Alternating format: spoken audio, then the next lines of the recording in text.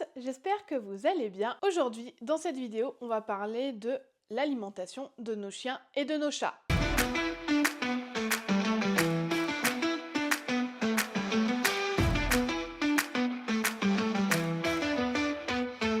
Je pense que ça vous est déjà un peu tous arrivé de vous retrouver dans le rayon alimentation de votre animalerie ou en ligne de vous dire que vous n'y comprenez rien et que vous ne savez pas quoi prendre et finalement la signification de certains termes.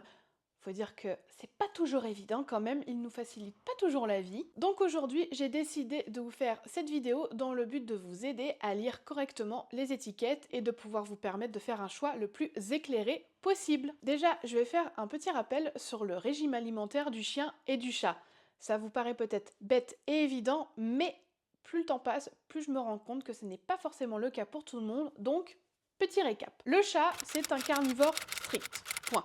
Il doit manger de la viande, en tout cas des protéines. Le chien, c'est aussi un carnivore, mais pas strict comme le chat, parce que le chien va être capable de digérer certains aliments autres, comme certaines céréales, certains légumes, certains fruits, voilà. Mais c'est aussi un carnivore. D'ailleurs, si tu n'as pas envie de donner n'importe quoi à ton chien ou ton chat et que tu veux savoir quels sont les aliments qui vont être toxiques pour eux, j'ai fait une vidéo à ce sujet, je te mets le lien en description. On va déjà parler des normes et des mentions obligatoires sur les étiquettes de produits. Ça paraît un peu barbant, mais c'est le b.a.-ba. L'encadrement de ce qui est écrit sur les étiquettes est régi par la réglementation européenne. Vous pouvez d'ailleurs le consulter, il est sous le nom de CE numéro 767/2009. Cette réglementation va en fait régir les informations qui doivent être obligatoirement mentionnées sur les produits alimentaires pour animaux. Tout d'abord, il va être obligatoire de mentionner la composition du produit avec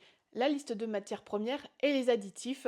Souvent, c'est une étiquette un peu indigeste que vous allez trouver au dos du produit. La traçabilité va aussi être très importante car sur l'étiquette, vous allez pouvoir retrouver les coordonnées complètes du responsable de l'étiquetage avec son numéro d'agrément ainsi que le numéro de lot de production. Et c'est super important parce que si jamais il y a un problème, c'est souvent le numéro de lot qui va être communiqué pour par exemple faire un rappel de produit ou alors si vous faites un signalement, on va vous demander le numéro de lot pour pouvoir prévenir toutes les autres personnes qui ont acheté des produits de ce même lot, c'est super important. On va aussi retrouver des conseils d'utilisation, c'est-à-dire la catégorie d'animaux visés par cette alimentation, ainsi que les quantités qui doivent être ingérées, ou si jamais c'est un aliment qui a besoin de compléments et quels compléments il faut apporter en plus. On va aussi avoir le mode d'emploi et le mode de conservation du produit. Ce sont vraiment toutes les mentions qui sont obligatoires sur l'emballage de votre alimentation. On a aussi des termes qui sont importants à connaître parce qu'ils vont vous permettre de savoir quelle quantité de tel ou tel aliment sont dans le produit. Je m'explique. Par exemple, si vous avez le terme de saveur, par exemple thon, ou au goût de thon, arôme de thon ou contient du thon, toutes ces nomenclatures-là, en fait, veulent dire qu'il y a moins de 4% de l'aliment indiqué, donc par exemple, dans cet exemple, du thon. Ça fait quand même pas beaucoup. Quand vous avez la formation de avec du ou au ou à, donc par exemple au thon, ça veut dire qu'il n'y a que 4 à 14% de thon dans la composition de votre produit. Si vous avez la mention de riche en thon, par exemple, ça veut dire qu'il y a entre 14 et 26% de thon dans l'alimentation. Ensuite, si vous avez le mot écrit en entier, par exemple thon, ça veut dire qu'il y a plus de 26% de thon dans la composition. Ensuite, si vous avez la formation de tout thon, par exemple, ça veut dire que il y a 100% de cet aliment dans la composition de vos croquettes. Croquettes ou autres d'ailleurs. Pourquoi j'ai voulu vous parler des termes à connaître sur l'alimentation?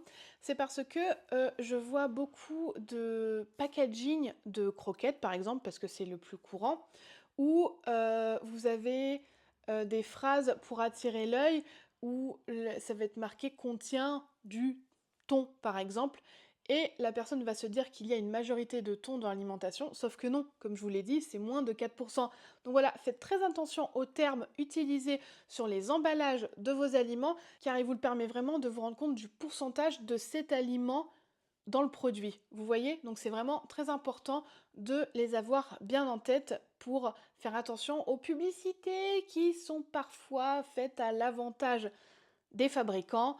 C'est les lois du marketing, bien entendu, mais voilà, en tant que consommateur, je ne saurais que trop vous conseiller d'avoir un avis éclairé, d'avoir le maximum d'informations pour faire le bon choix pour votre animal. On va maintenant parler de la taille des croquettes. Vous faire un laïus sur la taille des croquettes, ça va peut-être vous paraître idiot, mais ça a quand même son importance. C'est-à-dire que un petit chien a une petite mâchoire, donc va avoir besoin de croquettes de petite taille. Un grand chien, grande mâchoire, va avoir besoin de croquettes de grande taille. Ça paraît évident dit comme ça, mais en fait, ça va être très important pour la santé bucco-dentaire de votre animal parce que en ayant des croquettes adaptées à la taille de sa mâchoire, il va pouvoir mastiquer et donc ça entretient cette santé bucco-dentaire qui est vraiment très importante et malheureusement un petit peu négligée ces dernières années. Ensuite, on va avoir des aliments spécifiques, par exemple pour animaux stérilisés ou par exemple pour certaines pathologies. Pour ces aliments vraiment très spécifiques, je pense qu'il est très important d'avoir le conseil d'un vétérinaire qui va savoir vous dire si cet aliment est adapté à votre animal selon ses spécificités à lui. Bon, j'en conviens, cette vidéo est un petit peu dense, donc si tu as besoin de faire une petite pause, aller te prendre un petit thé, un petit café, chercher un petit gâteau, tu n'hésites pas. Mais avant ça, n'oublie pas de t'abonner et de me mettre un petit pouce bleu pour me donner du courage, me faire remonter aussi dans l'algorithme pour que plus de personnes puissent avoir accès au contenu que tu regardes et en plus de ça, ça me fait très plaisir. Donc merci d'avance et surtout, comme je te l'ai dit, prends-toi ta petite pause et reviens pour la suite. Si vous entendez des bruits de pattes, c'est Tara et Sheba qui sont en train de faire les oeufs et de jouer toutes les deux, c'est trop marrant.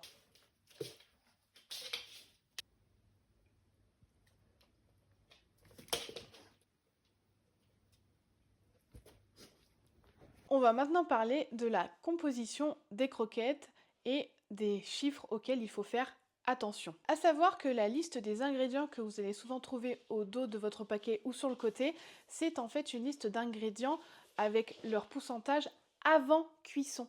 C'est très important de le prendre en compte. Les ingrédients sont notés par ordre du plus présent au moins présent, mais surtout avant cuisson. Donc pour un chien adulte, on va regarder tout d'abord le taux de protéines brutes. Alors pour un chien adulte, il est conseillé qu'il soit compris entre 26 et 32%. Vous entendez le Sheba qui fait la folle? Qu'est-ce qu'il y a, Sheba? Tu veux venir? Sheba est venu nous rejoindre entre-temps. Fais coucou? Coucou, Sheba. Donc ensuite, on va regarder le taux de matière grasse brute, donc des lipides. Et pour un chien adulte, il doit être compris entre 15 et 20%. Ensuite, on va regarder le taux de cellulose brute, donc des fibres, et il doit être compris entre 2,5 et 3,5%. Pour ce qui est des cendres brutes, ça équivaut en fait aux minéraux et il doit être compris entre 6,5 et 7,5%. Ensuite, on va regarder l'humidité qui doit être entre 8 et 10%. On va ensuite regarder le taux de calcium qui doit être entre 1 et 1,6%. Et enfin, on va regarder aussi le taux de phosphore qui doit être entre 0,8 et 1,3%. Pour un chien adulte, les taux sont assez différents. Chez le chat, on va d'abord regarder le taux de protéines brutes et ce taux doit être de minimum de 38% pour le chat car comme je vous l'ai dit au début de la vidéo, le chat est un carnivore strict donc il a besoin d'un taux de protéines plus important que le chien. On va ensuite regarder le taux de matière grasse brute qui chez le chat doit être compris entre 15 et 22%. Pour la cellulose brute, c'est de 1 à 4%. Les cendres brutes quant à elles doivent être inférieures à 9%. Le calcium doit être compris entre 1,2 et 2%. Et enfin, le phosphore doit être compris entre 0,8 et 1,2%. J'ai oublié de vous préciser que les pourcentages que je vous donne, ce sont des pourcentages, on va dire un petit peu parfait de ce qu'on devrait retrouver dans les croquettes, mais bien entendu, chaque animal va être différent et peut-être que ces taux-là ne vont pas lui convenir à 100%, donc c'est à vous de varier lorsque vous achetez votre alimentation, de voir s'il y a une variation de la qualité de son pelage, de la qualité de ses selles, de voir en fait s'il y a des changements positifs ou négatifs et de pouvoir ajuster l'alimentation et la composition qui lui conviendra le mieux. C'est vraiment votre ressenti qui va vraiment vous permettre de trouver ce qui est le plus adapté à votre animal. Par rapport au chat, je vais vous faire un petit point sur la taurine. En fait, la taurine, c'est un acide aminé qui est indispensable au bon métabolisme du chat. La taurine joue un rôle super important, par exemple dans la fonction musculaire, la digestion, la régulation de la température corporelle et l'absorption des bonnes graisses des aliments. Il faut savoir que les félins ne synthétisent pas naturellement la taurine, ce qui fait qu'ils sont obligés de la trouver dans leur alimentation. La taurine, elle va être davantage concentrée dans les viscères, par exemple viscères de volaille. Une alimentation qui va être riche en taurine va pouvoir prévenir pas mal de maladies cardiaques ainsi que des troubles de la vision chez le chat. Généralement, les chats qui ont tendance à sortir vont avoir tendance à manger pas mal les viscères de leur proie qu'ils chassent. Si vous entendez des bruits, c'est Sheba qui fait la folle. Je vais faire aussi un petit point sur les lipides. En fait, les lipides, d'instinct, on va avoir tendance à vouloir qu'elles soient le plus basses possible, mais elles ont quand même un intérêt très important dans le métabolisme de l'animal, que ce soit chat ou chien, car les lipides vont permettre le renouvellement cellulaire, la synthèse de certaines hormones, l'absorption de certaines vitamines liposolubles, la transmission de signaux nerveux, et ça va aussi agir sur la santé de la peau et du pelage. Donc vous voyez, les lipides, c'est quand même très important. Pas en excès, bien sûr, mais ils en ont vraiment besoin. Un point aussi important dans la composition des croquettes, c'est au taux de glucides qui est contenu dans ces aliments.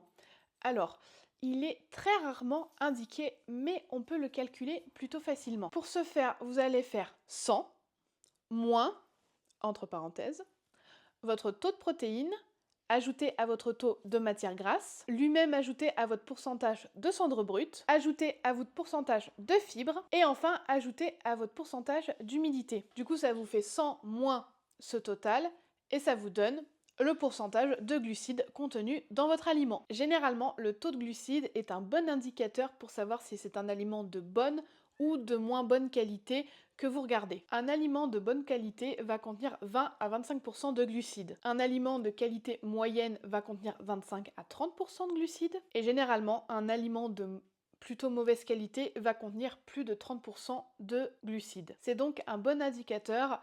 C'est un calcul à faire, mais ça vous permet vraiment d'avoir un indicateur plutôt fiable de la qualité, par exemple, des croquettes que vous êtes en train de regarder. Je vais aussi faire un petit point sur les céréales. Alors, les céréales, ça fait quelques années qu'au niveau de l'alimentation du chien, par exemple, elles ont très mauvaise presse et donc il y a beaucoup de marques qui ont sorti des aliments sans céréales. Alors certes, il y a des animaux qui sont intolérants aux céréales et donc par conséquent ne vont pas supporter de l'avoir dans l'alimentation, donc évidemment, ces cas-là vont se diriger vers une alimentation sans céréales ou un autre type de régime alimentaire comme le BARF, mais ce sont des cas très spécifiques. Par contre, un animal qui n'est pas intolérant ou allergique ou autre aux céréales va en avoir quand même besoin pour assurer une bonne digestion. Une céréale qui est plutôt intéressante en termes de digestibilité, c'est par exemple le riz. Le riz, ça va plutôt être un aliment qui va être allié de la digestion de votre animal.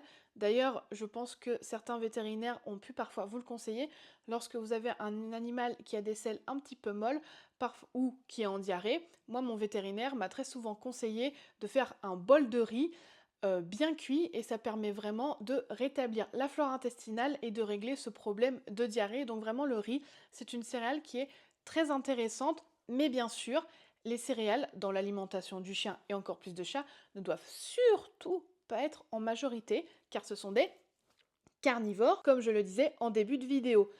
Il y en a besoin en petite quantité, mais l'aliment principal qui doit être contenu dans votre composition d'aliments, c'est les protéines. Petit souci technique, la fin de la vidéo ne s'est pas enregistrée. Du coup, je vais vous faire ça en voix off. J'espère très sincèrement que cette vidéo vous aura plu et aura pu vous aider. Et je vous dis à très bientôt sur nos petits potes.